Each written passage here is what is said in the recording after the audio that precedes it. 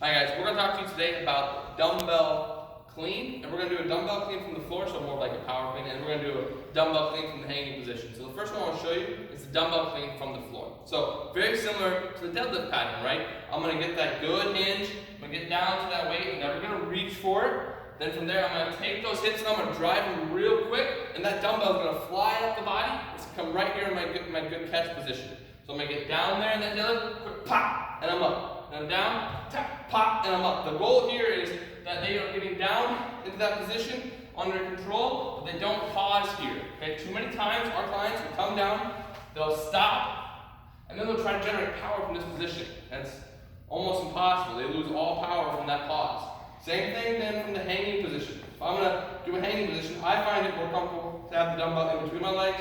If you're someone that wants to go drift down the leg, that's fine, but I prefer to coach right here, let it kind of drift between the legs, dip, and I'll drive those hips back just a little bit, power through, catch right there, notice the dumbbell just flies up the body, boom, snap those hips. Once I got that butt back in that position just a little bit, I'm powering through. We can always turn this position into that press overhead, but we're going to think about making it powerful. So watch that clean then, clean, press, clean, dip, punch. So you got that little dip and that punch after that kind of hang punch overhead. Okay, notice how when I'm doing that hang clean, I'm thinking about basically a kettlebell swing. That's how high and tight I'm getting.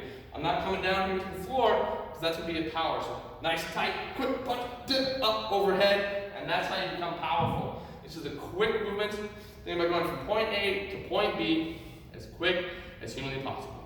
Alright guys, we're going to talk a little bit about common mistakes for the dumbbell clean.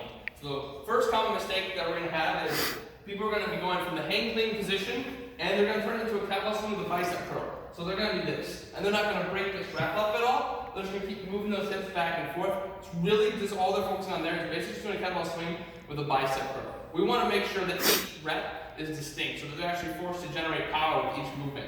So we're going to think about getting those hips back, driving, quick catch, moving that weight up as fast as you can, resetting, then going again, catching, resetting, going again, resetting. Okay, so we want to make sure that we're actually slowing them down just a little bit. This will force them to go a little bit heavier. Because if they're just going to be doing that kettlebell swing, they think they're getting tired and worn down. But just that bicep curl with that kettlebell swing is not what we're looking for.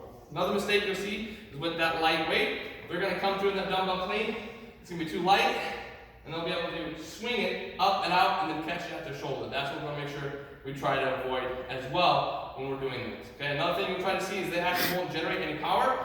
When they do it, they're just going to try to do a straight bicep curl, so they won't even actually use their hips. They're just going to come through, and they're going to curl that weight. And you're going to see all arm. They're going to tell you that their arm and shoulder are burning when this is a power movement. Power movements generate a lot of energy, so we should get just winded and gassed from these exercises. We'll start to use those hips, driving those weights up as quick as we can into that nice, good, clean catch position. Notice how we go from the catch position, back down to the hip, generate a nice good hinge, and go again. And that's your common mistakes.